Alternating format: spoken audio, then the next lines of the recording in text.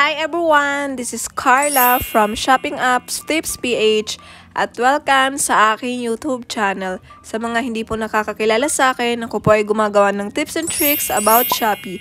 Kung interesado ka sa ganitong klaseng content, kindly consider to subscribe my YouTube channel para updated ka sa aking future uploads. So, our topic for today is how to decor your shop.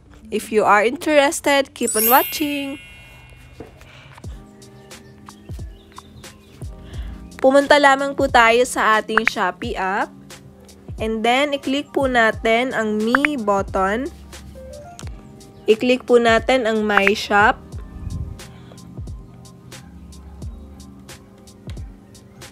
And then, i-click po natin itong View Shop. Ayan. Yung ating shop decoration po ngayon ay campaign. Kaya orange po yan siya. So, paano nga ba mag-decor? So, i-click lang po natin itong Decorate My Shop button. Ayan. Sa shop decoration, pipili lang po kayo dyan yung shop homepage nyo or yung shop category tab. So, ang i-click po natin dito ay yung shop homepage. Ayan. And then, replace with new template. Yung gamit po natin ngayon ay campaign.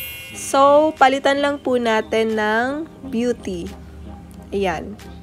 And then, i-click po natin itong apply button.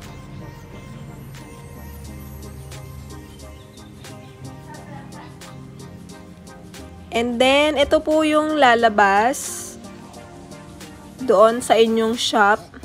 So, i-click po natin itong preview. Ayan. Bali, magiging ganito po yung design ng inyong shop. Ayan. And then, pag okay na, i-click na po natin itong publish. Ayan. Your shop homepage will be updated in 15 minutes. So, antayin lang po natin na mag 15 minutes. So, for now, balik po muna tayo sa ating shop. Ayan. So, antayin lang po natin na mag 15 minutes.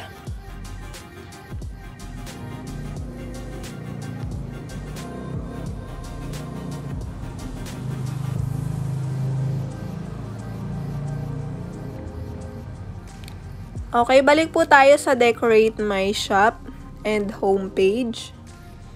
And then, replace with new template. So, yon. Ang gamit na po natin ngayon ay yung beauty. Ayan. Balik po ulit tayo dun sa shop natin.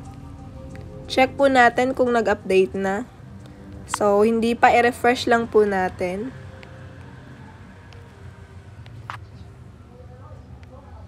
Ayan, okay na. Beauty na po yung gamit nating decoration. Wala na po yung orange sa taas. So, yun lamang po. I hope meron po kayong natutunan sa short video na ito.